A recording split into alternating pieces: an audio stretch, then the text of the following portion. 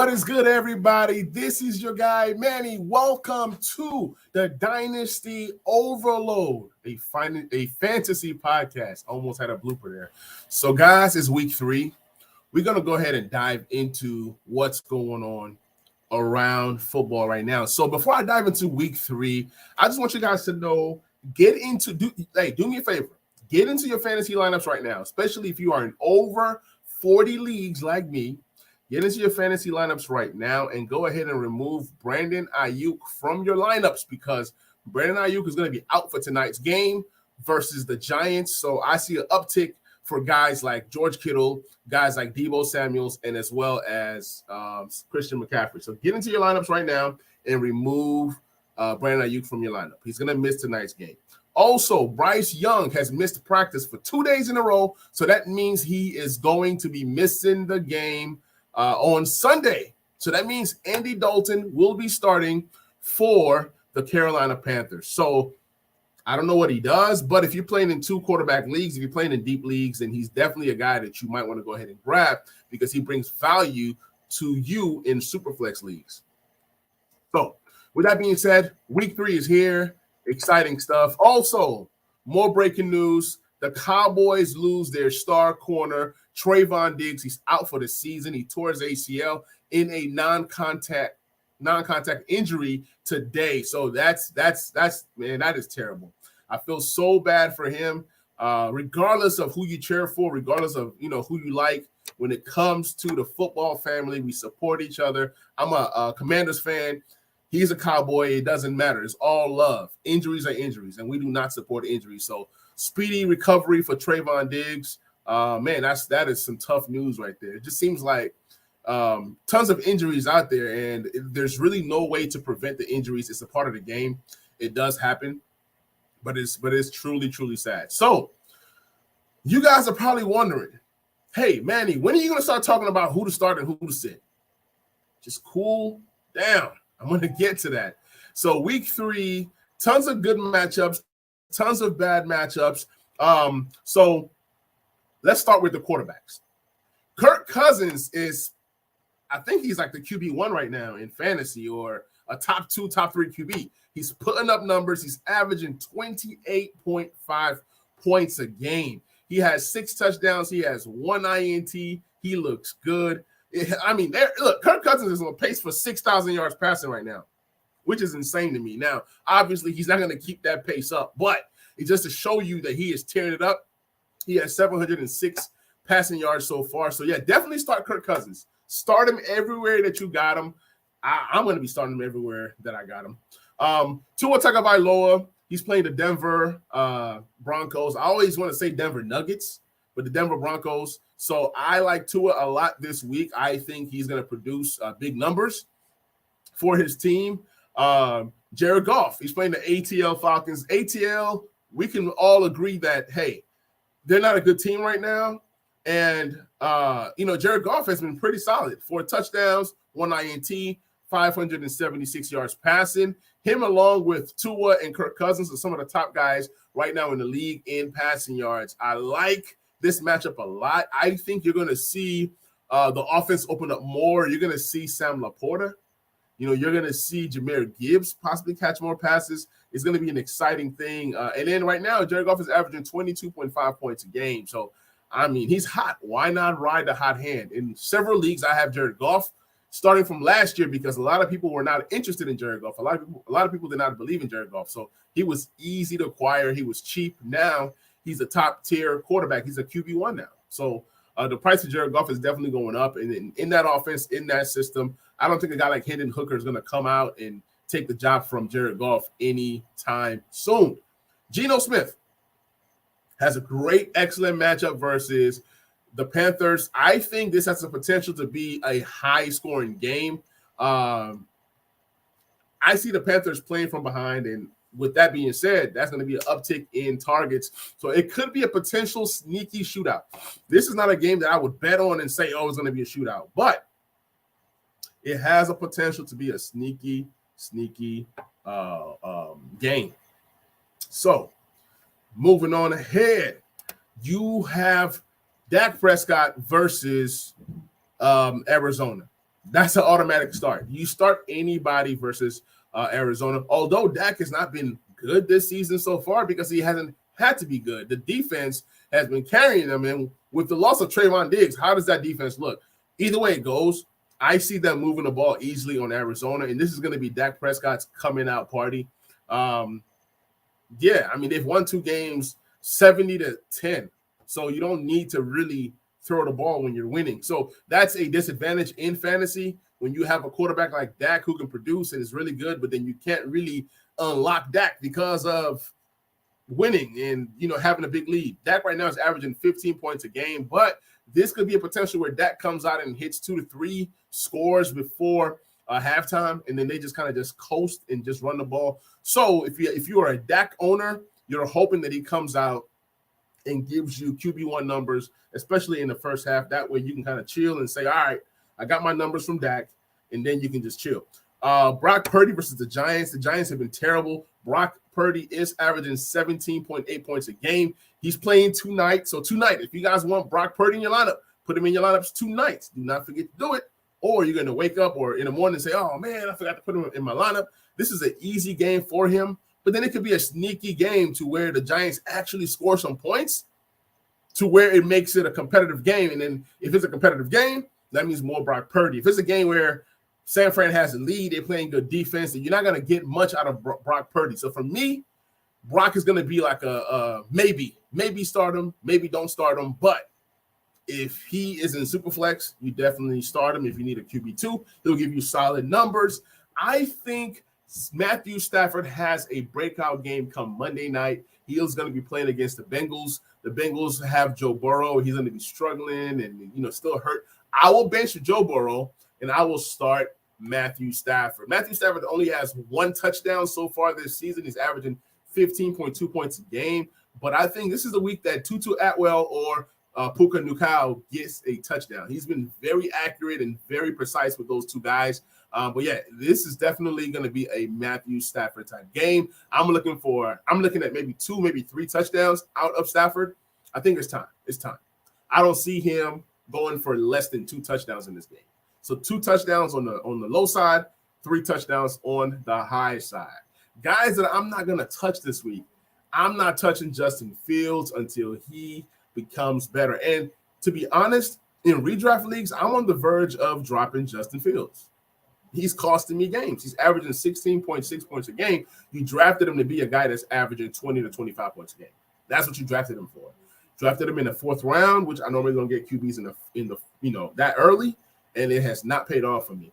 Daniel Jones, although he had a good game last week, this is Thursday night, and this is the San Francisco 49ers defense. So temper your expectations. If he runs the ball, he could have that upside of getting to 20 points, but if he's not running the ball well, I mean, he has 3 touchdowns, passing, 3 interceptions.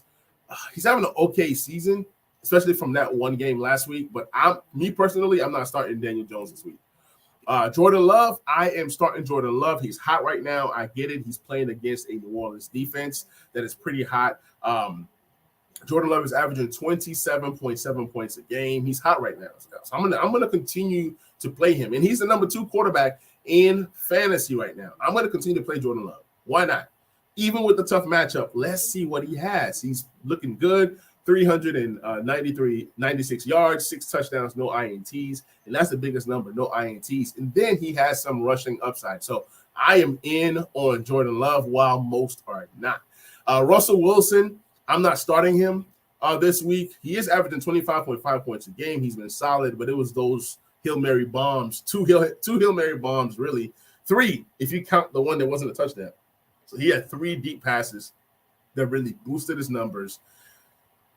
Most of his numbers came from the game versus Washington. So with Russell Wilson, if you're in a 2-quarterback league and you need to start him, you start him. But in a 1-quarterback league, I am not starting Russell Wilson. That's just me.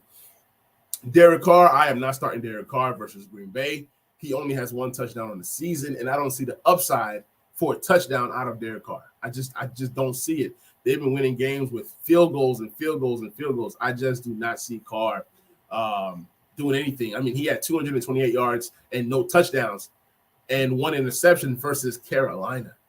imagine Green Bay. And Green Bay has a really good defense this year. Mac Jones versus the Jets. Typically, I would say bench any QB playing against the Jets. I do believe the Jets have a really good defense. But I'm going to say start Mac Jones. I'm going to go out on a limb, say start Mac Jones. I think he has a lot to prove this season. He has 547 yards passing so far, 4 touchdowns, 2 INTs. I would say go Mac Jones, especially in 2 quarterback leagues. Ryan Tannehill, bench him. I'm not even going to talk about Tannehill. Just bench him. That's all I got to say. He's averaging 12.7 points a game. Running backs to start or sit. Kyren Williams is hot right now. He's averaging 22.7 points a game. He looks good. Cam Akers just got traded yesterday, so he has this backfield. This is his backfield. So I see him having another good game versus Cincinnati. Start Kyren Williams with confidence. If you grab this guy in your waivers, I salute you. If you drafted him in Dynasty and held on to him for a year, I salute you. If you've traded a second-round pick like me in several leagues to get this guy, I salute you. I am a big Kyren Williams guy, and I think he has another big game come Sunday. The thing I love most about Kyren Williams is that he's doing it running the ball and catching the ball. He has 4 touchdowns on the season so far, and I expect more to come. Now, James Cook has looked good this season. He has looked good. He's averaging 15.1 points a game. I think he's going to continue to get better.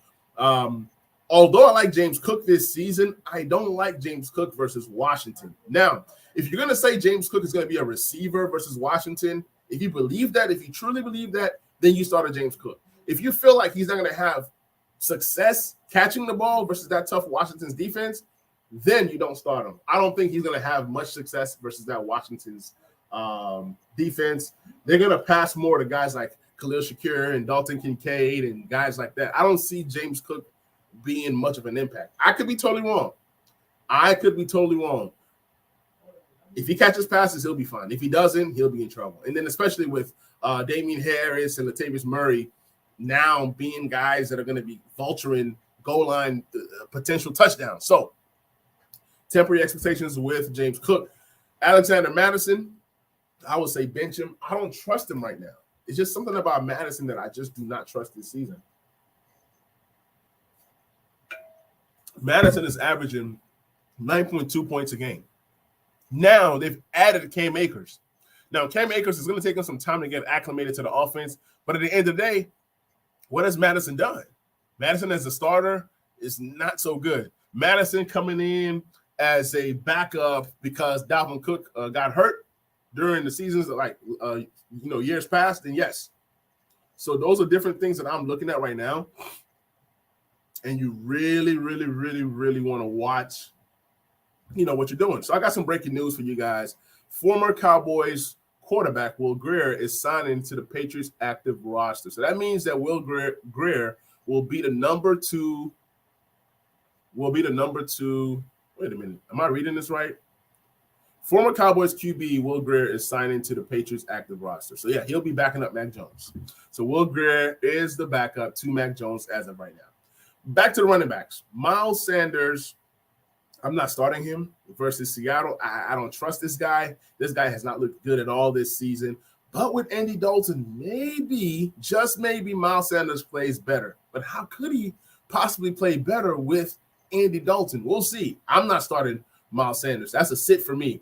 Isaiah Pacheco, that's a sit for me. This guy comes in and does spectacular things in the first half, and then he slows down.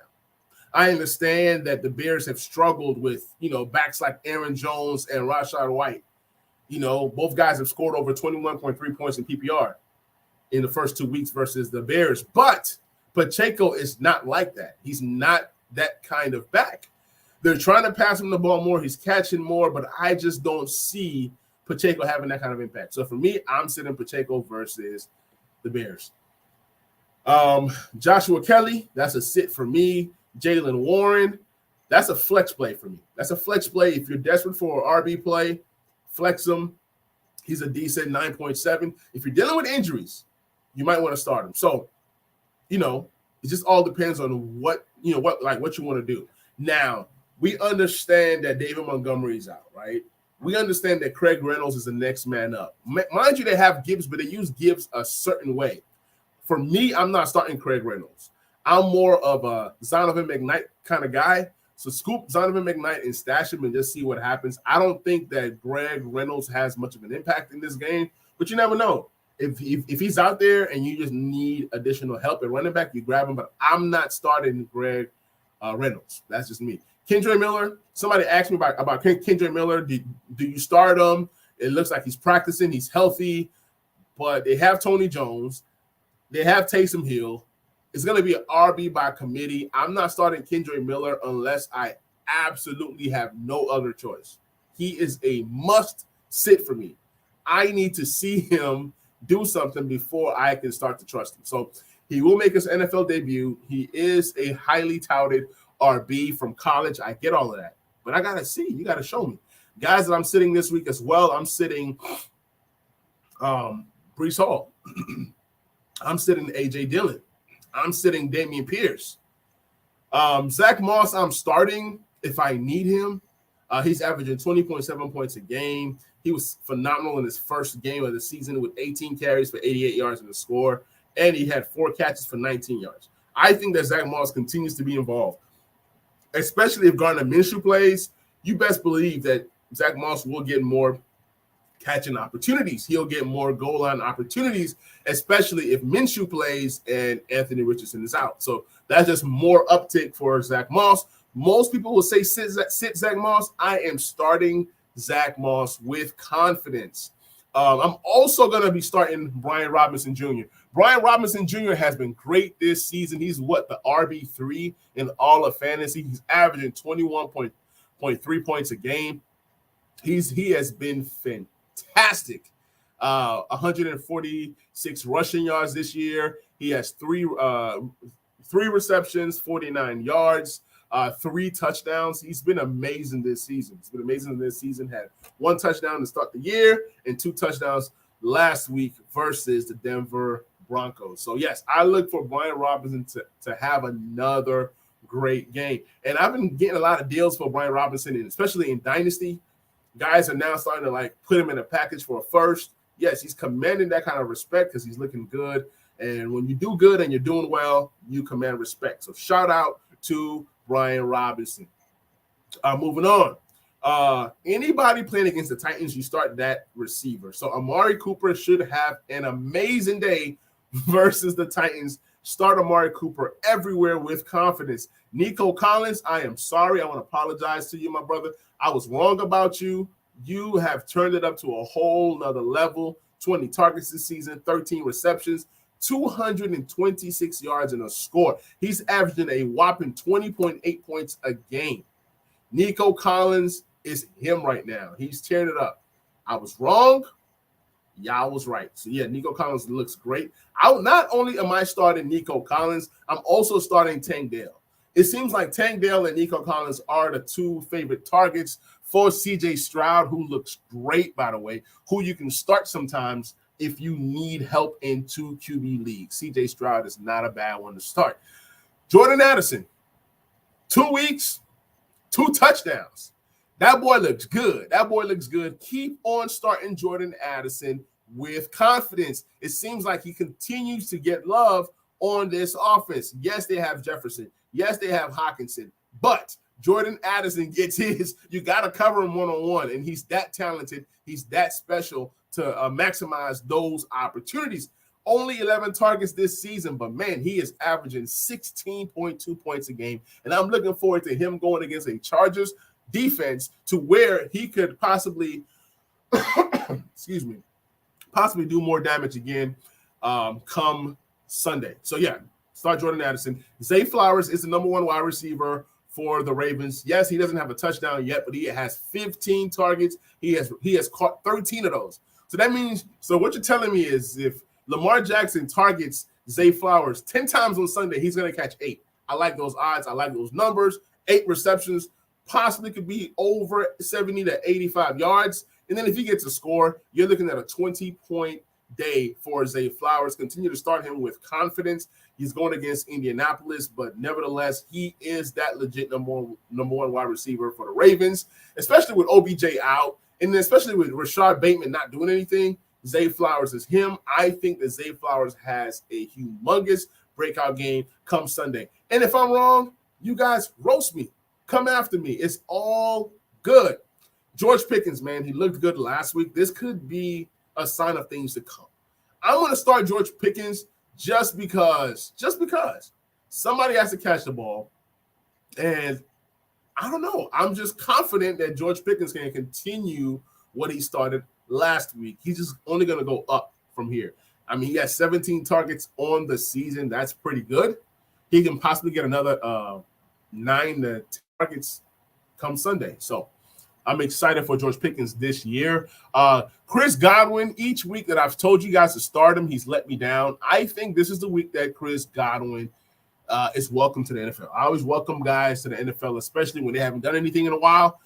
I want to come back and do my NFL recap show and say, Chris Godwin, welcome to the NFL. Like, he's going to score. He has 14 targets in the season, 10 receptions, 109 yards. He's averaging 10.5 points a game. So what does that tell you? He gets targets. He gets receptions. He gets a few yards for him to be able to average double digits. I think this is a week that he gets a huge amount of targets. Not only that, he's going to get a touchdown this week. Like, when the defense is now going to shift its focus to Mike Evans, then guess what? Now Chris Godwin will be that guy that will be going against the number 2 corners. And if he's not, I just have a feeling that it's time for Chris Godwin to produce. And that's the same thing with a guy like Jahan Dotson. Jahan Dotson has done nothing so far. I think Jahan Dotson and Chris Godwin, those are my 2 guys to step up this week and do something nice. Michael Thomas, I'm going to bench him. He's been solid this season with 11.8 points per game, but I'm going to bench him.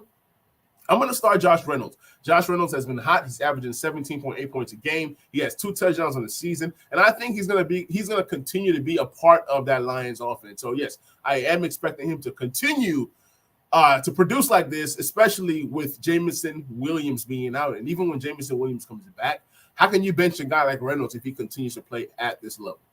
Tutu Atwell. Talked about him and Puka being great, excellent choices. Tutu Atwell is averaging 16.6 points a game. He's looking good.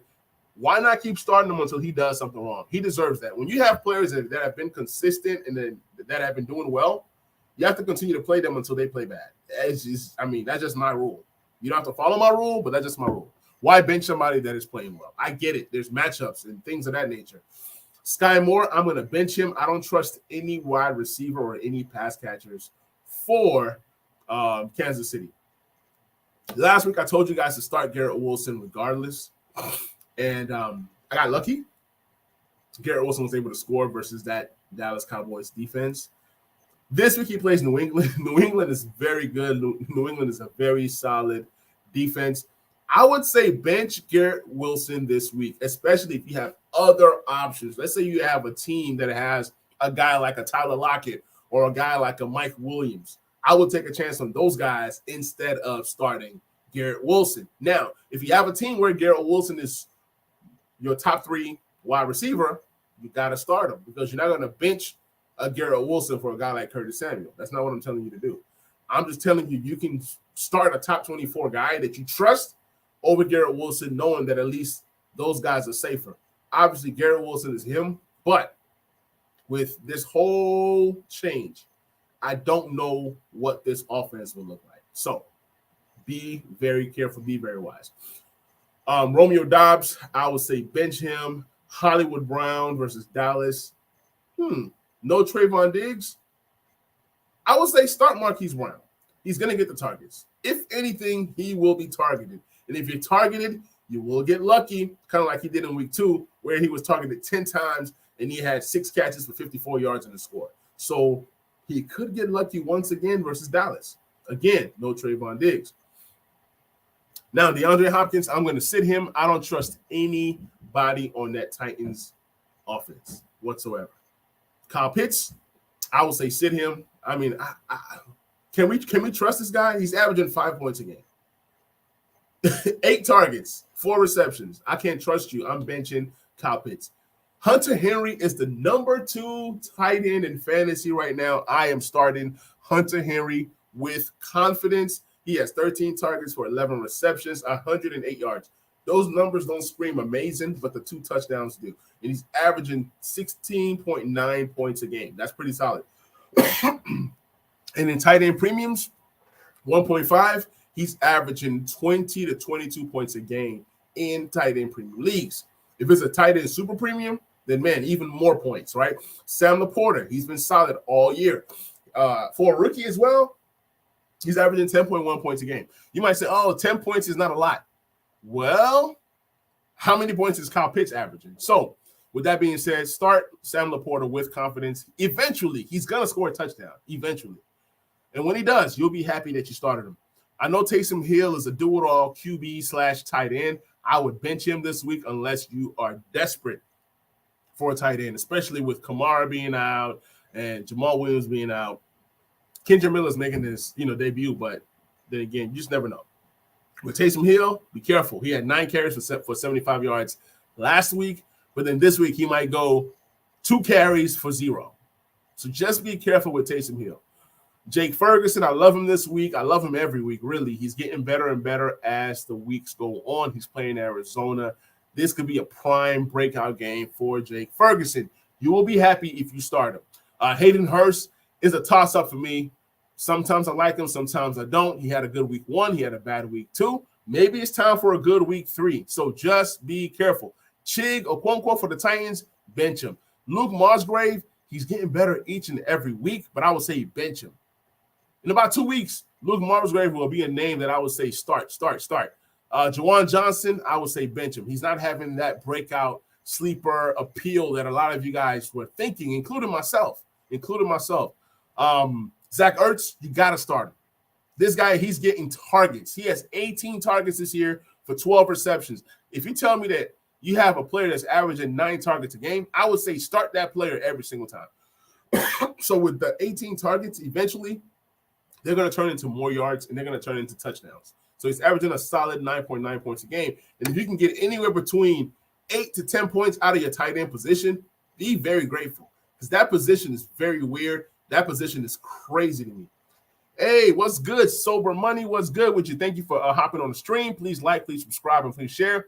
Sober Money writes, would you trade St. Brown and Kyler for Anthony Richardson and Addison?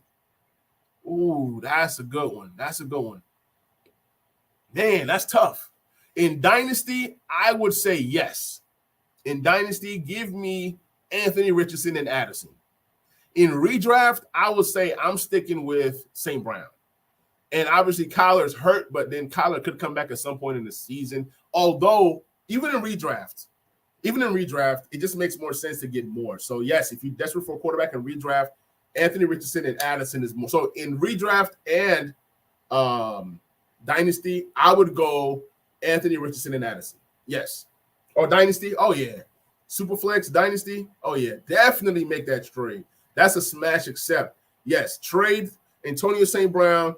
And I said Antonio St. Brown. Yes. Trade St. Brown and Kyler Murray for Anthony Richardson and Addison. And mind you, I'm a St. Brown guy. I love me some St. Brown. But if you're giving me an Anthony Richardson who's younger than Kyler, and at least you know what you're going to be getting out of Richardson, right? And then Addison has been solid. I talked about him early on in the show, averaging 16 points a game right now. St. Brown is a beast. He's going to average close to like 20 a game. But for that slight upgrade in QB, give me Anthony Richardson, give me Addison. They're younger. They're more promising. And, St. Brown is really good. But Kyler Murray, we don't know what happens next year. He might end up in another situation. He might end up in a worse situation. So go with the healthier guy in Anthony Richardson. So DSTs to start. I really don't mess with the whole DST things, but the Chiefs versus the Chicago Bears. The Chicago Bears have looked terrible, so Chiefs could dominate in that matchup. Seahawks could dominate it versus Andy Dalton. Jags definitely over a rookie like Stroud. Even though Stroud looked good last week, at the end of the day, he is still a rookie. So you want to start DSTs versus these rookies. Kickers to start, man. I mean, Brandon Aubrey for the Dallas Cowboys played well last week. He's playing a lower team like Arizona, some more scoring potential for them. So you can do that. I'm not going to get into too much kickers because a lot of leagues I play in, I don't really mess with kickers. So, guys, this is my time. This is the Dynasty Overload podcast. Please subscribe to the podcast. We are on Apple. Please subscribe to the YouTube channel, Dynasty Overload. Please subscribe to the Talking Sports with Manny YouTube channel as well. And I'm going to catch you guys on that next episode. I'm out. Peace.